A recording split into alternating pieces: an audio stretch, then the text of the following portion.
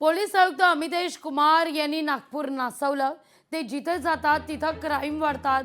पुढे गोळीबार प्रकरणावर वडेट्टीवारांचं वक्तव्य आहे. थोडा संवेदनशीलता दाखवून त्यामध्ये पुण्याला वाऱ्यावर न सोडता ही पोलिसांना जरा थोडासा सरळ करण्याची आवश्यकता आहे, टाईट करण्याची आवश्यकता आहे पुण्याच्या पोलीस यंत्रणेला. आणि मागच्या वेळेस पण आम्ही म्हणालो होतो की पूर्णतः आजकाल काय झालं आहे की कोणी किती दोषी असो क्लीन चिट देण्याचा एक सवय झालेली आहे.